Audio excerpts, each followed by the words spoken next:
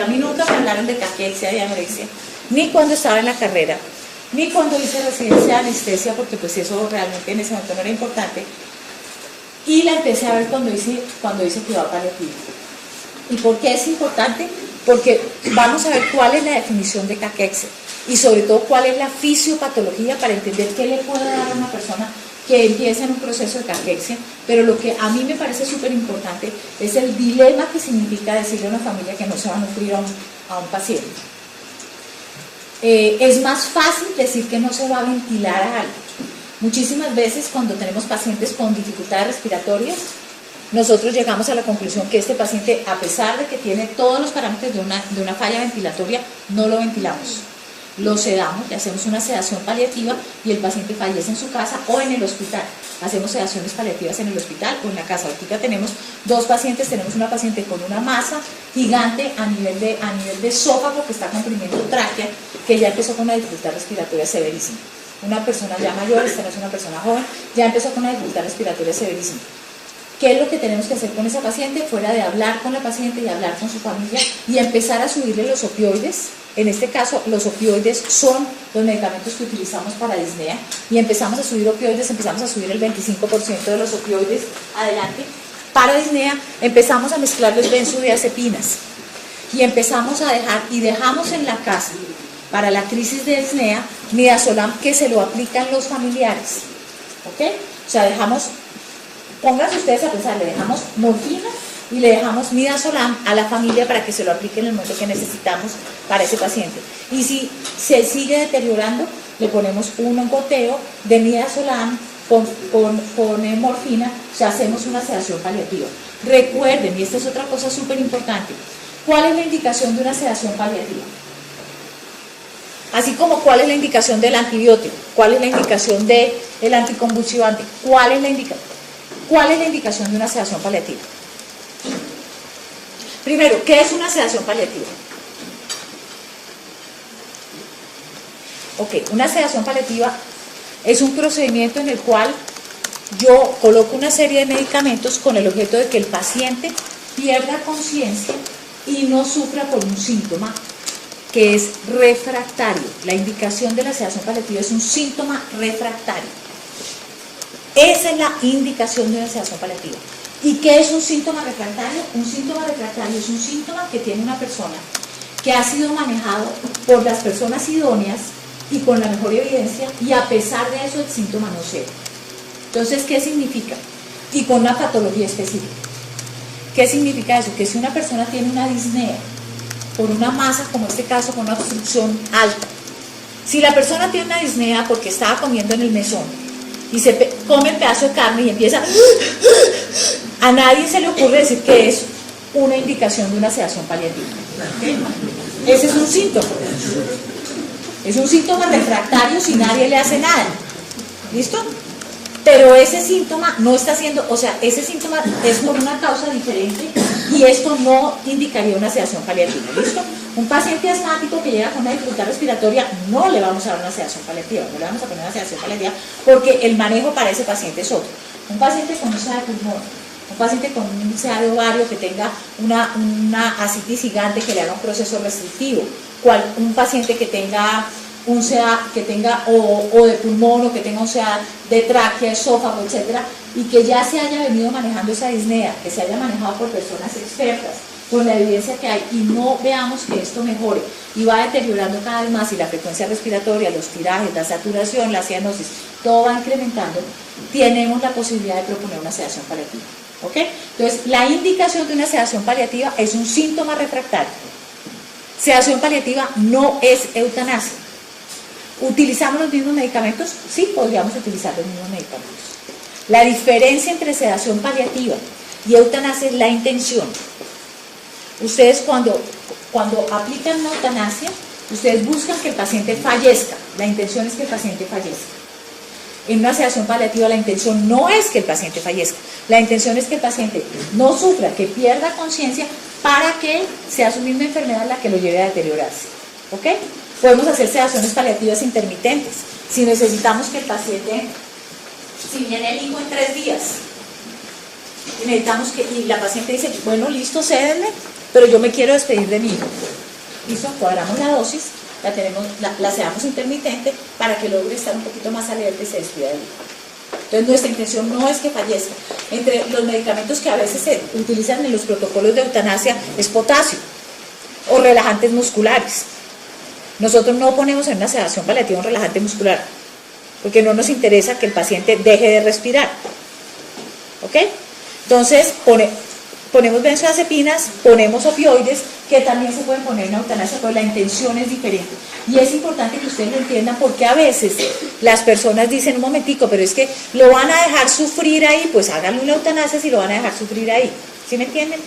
Nosotros podemos hacer una sedación paliativa. Ahorita les cuento 2 casos de pacientes que nos solicitaron eutanasia. Después de que hablamos con ellos, dijeron, no, háganos una sedación paliativa si eso es lo que se puede hacer, si eso está dentro de la ley, dentro de los marcos legales, etc. La sedación paliativa es una indicación médica, ustedes la prescriben. ¿Ok? Entonces, sedación paliativa es un procedimiento que no busca que el paciente fallezca, sino que el paciente pierda conciencia para que no tenga un síntoma que le genera sufrimiento. Se indica cuando hay un síntoma refractario y es una prescripción médica. O sea, usted es el que llega y dice este paciente, nosotros en la Junta Médica que tenemos 15, nos reunimos todas las semanas con los 15 médicos de atención domiciliaria, empezamos a pensar de qué se va a morir este paciente y empezamos a decir, este paciente nos va a hacer una falla ventilatoria, este paciente tenemos que estar listos para una sedación paliativa. No es que el paciente no la pida, es que nosotros la indicamos. La eutanasia es una solicitud del paciente. Entonces hay una diferencia también grande. La eutanasia es una solicitud que el paciente le dice a ustedes como médico, yo no quiero vivir más, por favor doctor, ayúdeme a que esto se termine. ¿Listo? La sedación paliativa, ustedes la prescriben, ustedes son los que la proponen, ustedes se la proponen a la familia. Entonces ven que hay unas diferencias grandes. ¿Ok? Entonces hay unas diferencias muy, muy grandes. Teniendo eso en cuenta, ¿cuáles son los síntomas que más hacen que prescribamos sedación paliativa? ¿Qué se les ocurre? Disnea. Y por eso les digo, un paciente con una ELA, ustedes saben en qué va a fallecer el paciente con la ELA. Y entonces empezamos ahora, perdón que interrumpa el pensamiento. Ustedes nunca, la primera vez que ven a alguien, le dicen, ¿cómo está? Uy, usted está quedando muy mal, ¿sabe qué? Le voy a hablar, vamos a hacer una sedación paliativa, no sé qué. Esto implica que ustedes conozcan al paciente, conozcan la familia y hayan tenido un par de comunicaciones con ellos, etcétera, se hayan hablado, los hayan manejado, porque hablarle a alguien de sedación paliativa requiere que haya una relación médico-paciente que se haya establecido. ¿Listo? O sea, en urgencias ustedes no le dicen a nadie, uy, miren, este ya está con saturación de no sé cuánto, le vamos a hacer sedación paliativa. ¿Listo? Entonces, pero es posible que en los pisos sí encuentren a alguien con goteos de sedación paliativa que los paliativistas están colocando. Entonces, los síntomas más frecuentes de sedación paliativa, ¿cuáles serían? Dolor, disnea, convulsiones, y el otro que lo vemos con bastante frecuencia es delirio. Delirio con bastante frecuencia, pero los más frecuentes son dolor y convulsiones. ¿Por qué hemorragia no? Digo, uy, ¿por qué una hemorragia no? Si eso ya lo hablamos en la clase pasada. ¿Por qué hemorragia no? Generalmente casi nunca ponemos una sedación para que haya hemorragia severa, carga. Fisiología, presión de perfusión cerebral es ¿qué? Presión arterial media menos presión intracraneal. ¿Listo? Si a mí se me cae la presión arterial media, que es lo que se me cae en la hemorragia, se me cae mi presión de perfusión cerebral, por lo tanto me va a quedar dormido. Eso es fisiología. Entonces una hemorragia severa no necesito sedar a nadie porque el paciente se empieza a quedar dormido, se seda solo. ¿Listo? Entonces por eso no es frecuente que tengamos una hemorragia que colocar una sedación paliativa. Es pura fisiología. ¿Listo? Entonces las causas más frecuentes son esas. Las causas más frecuentes y entonces, ¿por qué hablamos de caquexia y nos fuimos a sedación paliativa? Porque hay dilemas éticos que tenemos que empezar a hablar con las familias y es no lo vamos a ventilar. Un paciente con una ELA, empezamos a hablar con él y empezamos a decirle, bueno, llega un momento en que la dificultad respiratoria es tan severa que vamos a tener o que intubarlo y tenerlo conectado a un ventilador o algo por el estilo, o sedarlo y que usted vaya falleciendo. ¿Qué prefiere? ¿Cuál de las dos decide? Después de un proceso, y es una conversación, nosotros lo proponemos, pero es una conversación con la familia.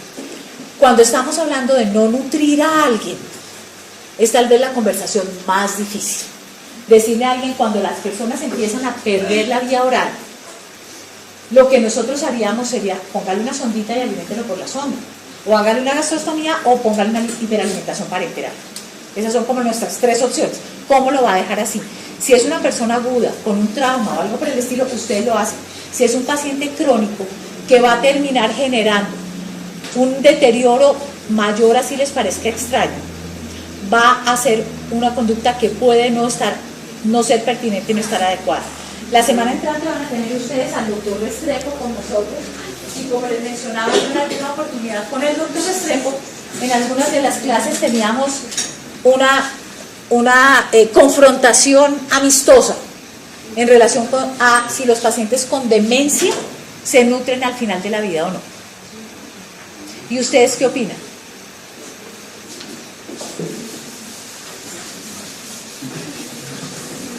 ¿Un paciente con demencia lo nutrimos al final de la vida, señora? ¿De qué muere un paciente con demencia? Exactamente, esa es la pregunta. Esa es una pregunta que nos hacemos con frecuencia. ¿De qué va a fallecer esta persona? ¿De qué muere un paciente con demencia? Paciente con demencia se empieza a deteriorar y después de un tiempo ya tiene un Bartel casi de cero, entonces está acostado en su cama, no se moviliza casi, empieza a perder, empieza a toser y entonces empezamos a decir bruto, se va a broncoaspirar. ¿De qué muere un paciente con demencia? ¿Y qué hacemos cuando empieza a toser y pensamos que se va a broncoaspirar? ¿Cuáles son las causas grandes de fallecimiento de un paciente con demencia? ¿De qué se muere? ¿De qué se muere un anciano frágil? Acostado en infección es una de las causas más frecuentes. El paciente hace infecciones urinarias o infecciones respiratorias. ¿Ok? Si no comen, empiezan a hacer todo el deterioro que vamos a ver ahorita. Si comen poco y no toman suficiente líquido, el desequilibrio hidroelectrolítico, entonces empiezan a tener todo tipo de arritmias, estas cosas. Pero esas son las causas como grandes. Generalmente la causa más grande es infección y terminan perdiendo vía oral, y cuando pierden la vía oral, pues empieza todo este proceso. ¿Señor? ¿Están listos? Sí. ¿Qué hacemos con ese paciente que empieza a toser? Y que nosotros decimos, bruto, está tosiendo porque sus reflejos no están bien, se va a broncoaspirar. Entonces, ¿qué le hago al paciente que se va a broncoaspirar? Si es otro paciente, normalmente lo que yo le digo es nada vía oral y busco otra forma de reemplazarle toda esa cantidad de nutrientes que debe tener. ¿Qué logran ustedes con esto? Prolongar un tiempo más la vida de una persona, que si ustedes no le hacen eso, la enfermedad hubiese llevado a que falleciera en poco tiempo.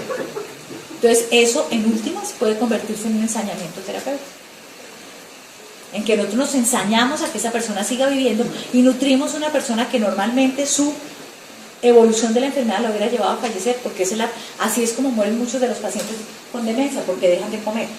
Pero siéntense a hablar con la familia para saber si se acepta o no se acepta que no se nutra ese paciente. Entonces aquí viene todo lo de caquexia y vamos a ver si al final de la clase tenemos elementos para poder decir, yo tendría cómo hablar con la familia. Ok, esta fue una charla que revisamos con algunos de los estudiantes y por eso les dejo los nombres porque me parece importante darles el crédito. Ok, en lo que es alimentación, el aporte y la demanda es lo que hace que la persona permanezca en un balance, o en un balance como este, que es un balance de sobrepeso, o en un balance de desnutrición, o en un balance de un peso normal. Si el aporte y la demanda varían, va a hacer que esta balanza se incline hacia un lado o hacia el otro. Entonces es un juego de aporte y demanda, ¿no? Lo que va a funcionar acá. ¿Qué es la caquexia? Y esto es muy importante porque miren la definición de caquexia, porque las fotos que estamos acostumbrados a ver de caquexia son las fotos que vamos a ver al final de la sesión. Pero miren que la caquexia es un estado metabólico complejo con una pérdida de peso progresiva y la depresión de reservas de tejido adiposo y músculo estriado del hueso. Y puede ser detectada por una pérdida de peso involuntaria mayor al 5% en 6 meses. Una persona que pesa 60 kilos, ¿cuánto es el 5%? 3 kilos. Si una persona que pesa 60 kilos en forma involuntaria pierde 3 kilos, ¿ustedes van a decir que es caquéctica si pasa de 60 a 57? Pues no. O yo no diría que está en caquexia. Una persona que pasa de 60 kilos a 57, yo no diría que está caquética. Lo que tenemos es que ver qué patología tiene esa persona. Si es en forma involuntaria y si empieza a tener una pérdida de peso de eso, empezamos a pensar que entró en todo el proceso de caquexia. ¿ok? En todo este proceso. Entonces, no es que la persona en ese momento con esta pérdida esté caquética, pero es una persona, y por eso ustedes, yo no sé si les pasa lo mismo que termina pasándonos a nosotros, que se encuentra uno con alguien que lo ve uno que ha perdido mucho peso y empieza uno a decir, y que no se siente bien, entonces uno dice, ups, algo no está funcionando bien, ¿qué será lo que tiene? ¿Ok? Entonces miren que empezamos a entrar en un síndrome de caquexia cuando tenemos una pérdida involuntaria mayor del 5% en un paciente que tiene una enfermedad crónica. La persona que está haciendo dieta y pierde el 5% en 6 meses, pues podríamos aconsejarle otra dieta un poquito más eficiente.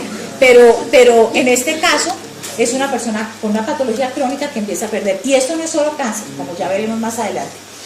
Y lo más interesante de todo para mí es la frase que sigue. Es una consecuencia clínica de una respuesta inflamatoria sistemática crónica.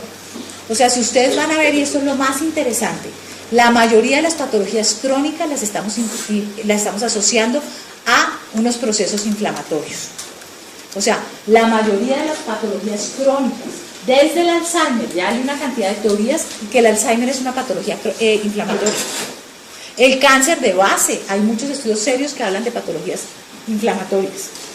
Y lo interesante de todo esto, y ahí es donde la medicina preventiva encaja, es que ¿qué es lo más antiinflamatorio que podríamos prescribir ustedes y yo y que no prescribimos?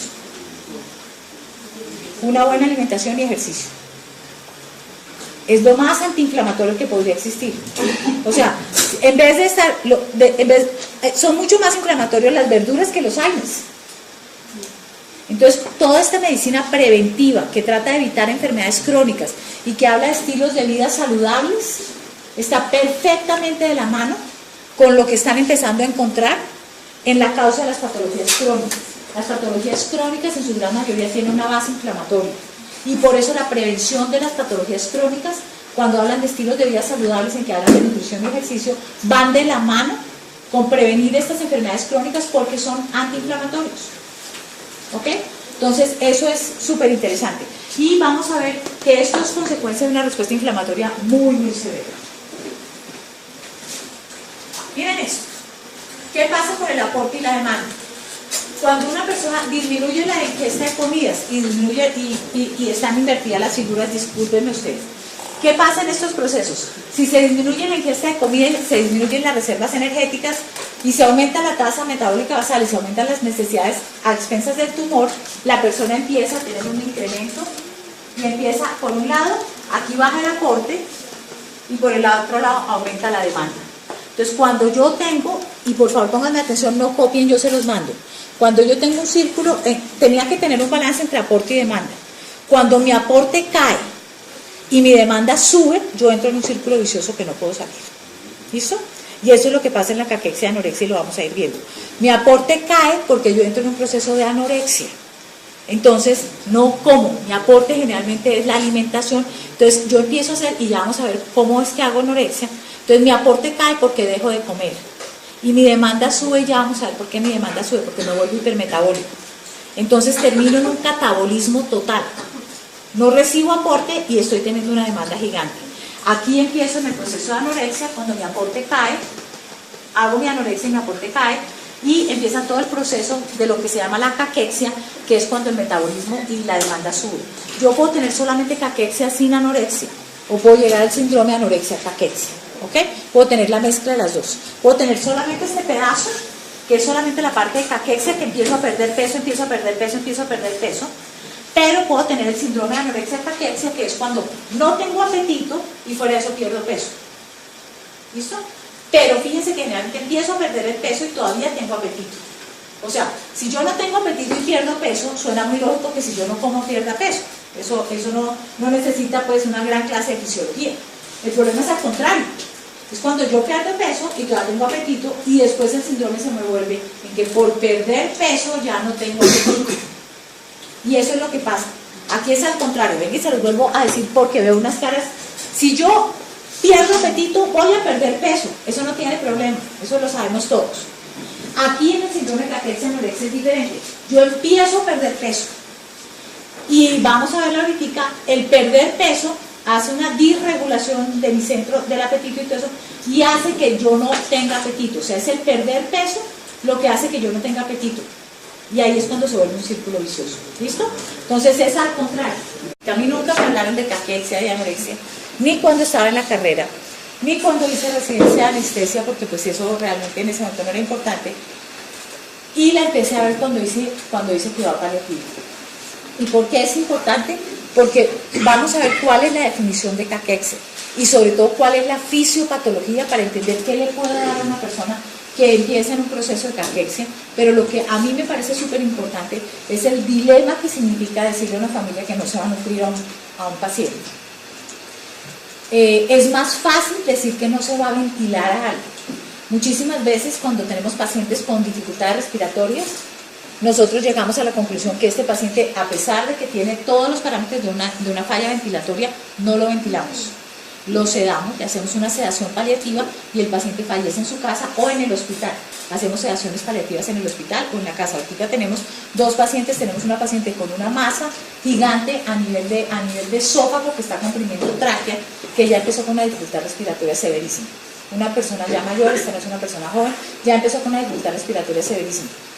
¿Qué es lo que tenemos que hacer con esa paciente? Fuera de hablar con la paciente y hablar con su familia y empezar a subirle los opioides. En este caso, los opioides son los medicamentos que utilizamos para disnea y empezamos a subir opioides, empezamos a subir el 25% de los opioides adelante.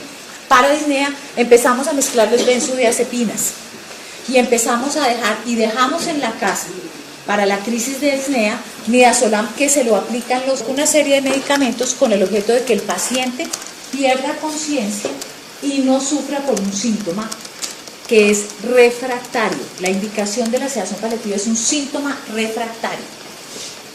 Esa es la indicación de la sedación paliativa. ¿Y qué es un síntoma refractario? Un síntoma refractario es un síntoma que tiene una persona que ha sido manejado por las personas idóneas y con la mejor evidencia, y a pesar de eso el síntoma no cede. Entonces, ¿qué significa? Y con una patología específica. ¿Qué significa eso? Que si una persona tiene una disnea por una masa, como este caso, con una obstrucción alta, si la persona tiene una disnea porque estaba comiendo en el mesón y se come el pedazo de carne y empieza, a nadie se le ocurre decir que es familiares, ¿ok? O sea, pónganse ustedes a pensar, le dejamos morfina y le dejamos midazolam a la familia para que se lo aplique en el momento que necesitamos para ese paciente. Y si se sigue deteriorando, le ponemos un goteo de midazolam con morfina, o sea, hacemos una sedación paliativa. Recuerden, y esta es otra cosa súper importante, ¿cuál es la indicación de una sedación paliativa? Así como cuál es la indicación del antibiótico, cuál es la indicación del anticonvulsivante, cuál es la indicación de una sedación paliativa. Primero, ¿qué es una sedación paliativa? Ok, una sedación paliativa es un procedimiento en el cual yo coloco una indicación de una sedación paliativa. ¿Okay? Ese es un síntoma. Es un síntoma refractario si nadie le hace nada. ¿Listo? Pero ese síntoma no está siendo, o sea, ese síntoma es por una causa diferente y esto no indicaría una sedación paliativa. ¿Listo? Un paciente asmático que llega con una dificultad respiratoria, no le vamos a dar una sedación paliativa, no le vamos a poner una sedación paliativa porque el manejo para ese paciente es otro. Un paciente con UCA de pulmón, un paciente con un UCA de ovario que tenga una ascitis gigante que le haga un proceso restrictivo, un paciente que tenga un CA o de pulmón o que tenga un CA de tráquea, esófago, etcétera, y que ya se haya venido manejando esa disnea, que se haya manejado por personas expertas, con la evidencia que hay y no veamos